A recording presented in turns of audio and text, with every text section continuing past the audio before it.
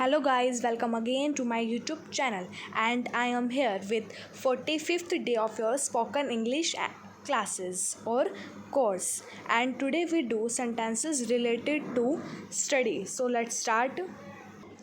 First sentence, जैसा हम परिश्रम करेंगे वैसा ही हमें उसका पुरस्कार मिलेगा. एज वी लेबर, काम करेंगे, as we labour so shall we rewarded, वैसा ही हमें रिवॉर्ड मिलेगा. जैसा हम लेबर करेंगे वैसा ही रिवॉर्ड मिलेगा. या our reward depend on our labour, हमारा रिवॉर्ड हमारे लेबर, हमारे काम पर डिपेंड करता है.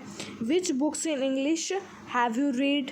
आई am too tired to attend the class. When does the examination begin? Easy sentences हैं, आप लोग इनको खुद कर सकते हैं, हिंदी में बना सकते हैं, चेंज कर सकते हैं. अगर कुछ सेंटेंसेस में डिफ़िकल्टी आएगी तो मैं उसको आपको हिंदी में करके दिखा दूँगी. अगर आप वीडियो पॉज करके, अगर आपको हिंदी नहीं पता इन सेंटेंसेस की, तो आप वीडियो को पॉज करके सेंटेंसेस की हिंदी देख लीजिए, इंग्लिश देख लीजिए. ओके, सो हम इस सेंटेंस, फिफ्थ सेंटेंस, मैं इस वर्ष BA पास कर लूँगा. I will pass BA this year, या I will graduate this year. I could not study anything today, आज मैं कुछ भी नहीं पढ़ूँगा, या आज मैं कुछ नहीं पढ़ सकता. He failed in BA examination. This question is very easy. Neither Asha nor her sister comes to school regularly. ना ही आशा और ना ही उसकी सिस्टर कोई भी स्कूल रेगुलरली नहीं आता. I will definitely pass. I read a very interesting book last night. मैंने पिछली रात कल मैंने कल की रात बहुत ही इंटरेस्टिंग बुक रीड करी. He is weak in Hindi. Classes start early nowadays. मतलब आजकल क्लास जल्दी लग रही है. क्लासेस स्टार्ट हो रही है क्लासेस अर्ली नाउडेज मतलब आजकल अर्ली, जल्दी स्टार्ट हो रही है. We have completed finished our studies. Okay, completed या finished. Either you beg his pardon और पे द फाइन, या तो आप उसको माफ़ कर दो या फ़ाइन पे कर दो. ओके, मतलब इसका क्या मतलब है, या तो आप उससे सॉरी मांग लो, उससे माफ़ी मांग लो, या फ़ाइन पे कर दो. या तो बैक कर लो पार्डन, सॉरी मांग लो, या फ़ाइन पे कर दो. He does not know anything. Okay, उसे कुछ नहीं पता. She has been absent since Wednesday. I had no time to finish my work. What does it mean? She takes keen interest in her studies, मतलब वह अच्छी तरह मन लगाकर पढ़ती है. 21 सेंटेंस, स्टूडेंट का रिजल्ट कल पता चलेगा. The student will know the result tomorrow. You have pass the examination. Why do not you let me read? यदि तुम पास हो गए तो तुम्हारे माता पिताजी खुश होंगे. If you pass your parents will be happy. 23 sentence हम रीड कर रहे थे. मुझे पढ़ने क्यों नहीं देते? Why do not you let me read यानी कि स्टडी. आप लोग मुझे रीड यानी कि पढ़ने, स्टडी क्यों नहीं करने देते? I know how to speak English. In which college are you? How are you getting on with your studies, मतलब तुम्हारी पढ़ाई कैसी चल रही है? I have been in his college for 2 years. I have been in this college since 1980. Okay, next sentence. Your school is good. He is good at English. He is dropping out of examination this year. इस वर्ष वह परीक्षा में नहीं बैठेगा. He is dropping out examinations this year. Drop कर रहा है मतलब छोड़ रहा है examinations इस साल की. He is a good sportsman. Your handwriting is not good. Keep the book with you for the present. अपनी बुक है अपने पास रखो, प्रेजेंट में काम आएगी, मतलब जो चल रहा है अभी उसकी ज़रूरत पड़ेगी इस बुक की, इसलिए बुक को अपने पास रखो.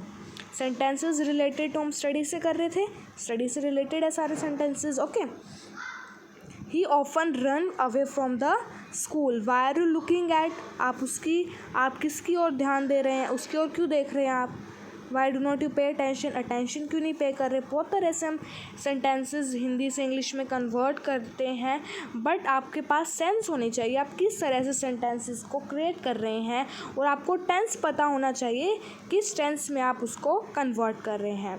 Okay, you do not have any influence on headmaster, क्या आपका हेडमास्टर पर कोई प्रभाव नहीं। Do not have any influence on the headmaster मतलब हेडमास्टर के ऊपर हमारा कोई ज़ोर नहीं चलता, हम हेडमास्टर को कुछ कह नहीं सकते। Our school will be closed for vacation from tomorrow, हमारा स्कूल बंद रहेगा, वेकेशन है क्योंकि कल से, टुमारो से।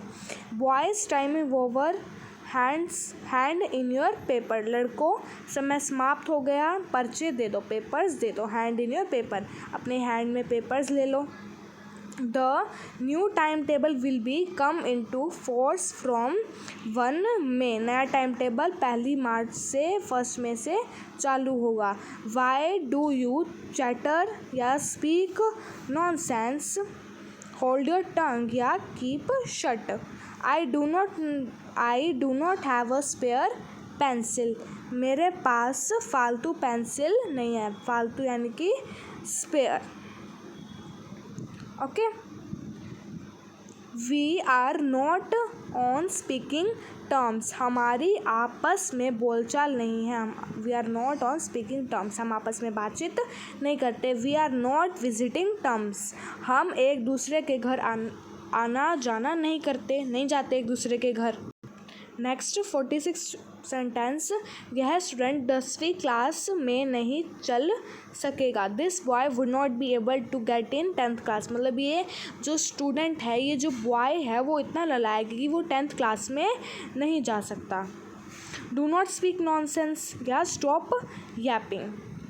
Has the roll number been called, क्या हाजिरी लग गई है, रोल नंबर मैम ने अनाउंस कर दिए हैं। Mathematics is my bugbear, गणित तो मेरे लिए हवा है। All the efforts failed, Naran is the best boy in the class, he is junior to me by 1 year, वह मुझसे 1 साल पीछे है। He is junior to me, मुझसे by 1 year, 1 year. Okay, a good boy brings credit to his class, एक अच्छा बच्चा good boy credit लाता है उसकी क्लास के लिए। इस सेंटेंस पे थे हम, a good boy brings credit to the class, क्या मीनिंग है इसका। एक अच्छा लड़का गुड बॉय है, क्रेडिट यानी कि क्लास का नाम ऊंचा करता है। He is ahead of me in mathematics, A head मतलब आगे, वो मुझसे मैथमेटिक्स में आगे है, ए हेड है, ए हेड मतलब आगे है। Who has set this paper, ये पेपर किसने बनाया है। It is time for school, the boy did not come to school, the boy recited the poem, recited मतलब सुनाई, लड़के ने एक पोएम सुनाई। हाँ, क्या कोई फालतू कॉपी आपके पास है, कोई एक्स्ट्रा कॉपी है। फालतू को क्या कहते हैं, स्पेयर, मैंने आपको पहले भी बता दिया। ओके, क्या कोई आपके पास एक्सरसाइज नोटबुक एक्स्ट्रा है, ठीक है। लड़के ने कविता सुनाई, the boy recites a poem, recite मतलब सुनाई, बोले। The headmaster exempt the my fine, जो हेडमास्टर हैं उन्होंने एग्जाम्प्टेड माई फाइन, जो हेडमास्टर है उन्होंने मेरा क्या है, फाइन मुझसे लिया है। Okay, next sentence, he has got a dictation in English, उसे इंग्लिश में डिक्टेशन मिली है। हैव यू ऑफर्ड आर्ट्स और साइंस, आपको कौन सा विषय पसंद है, आर्ट्स और साइंस कौन सा पसंद है। Okay, I have offered physics chemistry and biology, मैंने फिजिक्स केमिस्ट्री एंड बायोलॉजी को ऑफ़र करा है। ओके, अब हम रीड करेंगे, याद रखें, रिमेंबर इम्पोर्टेंट जो हमारा होता है। This loan repayable within 20 ईयर्स, यह ऋण 20 साल में लौटा दिया जाना चाहिए। जो लोन हमने आपको दिया है ये हमें दोबारा रीपे करना है आपको 20 ईयर्स में। ओके, ही रिकॉल्ड हिम स्कूल डेज, उसने अपने स्कूल के दिन याद किए। व्हेन विल यू रिटर्न, आप कब लौटेंगे। इन वाक्यों में रीपेएबल, री प्लस पेएबल, ठीक है। यहाँ अगर हम देखें तो हमने री में पे ऐड करा और पे में एबल ऐड करा है, जिससे हमारा क्या बना, रीपेएबल। रिकॉल में हमने री में कॉल ऐड करा और रिटर्न में हमने री में टर्न ऐड करा। ओके, री 3 शब्दों के प्रारंभ में री का अर्थ वापस, ठीक है। जैसे कि वापस पैसे लौटाने हैं, वापस को याद करना है, उसे दोबारा से याद कर, रिटर्न वापस मुड़ना, वापस आना। ओके, री को प्रीफिक्स यानी कि जो हमारा री है उसको हम क्या कहेंगे, प्रीफिक्स। ओके, यानी कि उपसर्ग कहते हैं। इसके योग से कुछ और शब्द जैसे रिमार्क यानी कि टिप्पणी देना, रिप्लेस एक के बदले दूसरे को रखना, रिमूव हटाना, रिमाइंड याद करना, रिजॉइन दोबारा सम्मिलित होना, रिफॉर्म सुधरना। ओके, इन सभी में आज हमने री में क्या करे, हमने वर्ड्स ऐड करे और आज हमने न्यू वर्ड सीखे। ओके, हम किसी भी वर्ड में हम आगे कोई ऐड करते हैं, किसी भी वर्ड में हम आगे ऐड करते हैं तो वो क्या कहलाता है, प्रीफिक्स। जैसे कि हमने आज क्या ऐड करे, वर्ड्स के साथ हमने री ऐड करा तो वो क्या कहलाया, प्रीफिक्स। और एक और होता है सरफिक्स, जब हम किसी वर्ड के पीछे कुछ ऐड करते हैं वो क्या होता है, suffix. Thank you guys. If you like my video then like, share to your friends. Any doubt then comment and subscribe my YouTube channel Pooja Soni, and do not forget to press the bell icon. Means also press the bell icon for more notifications.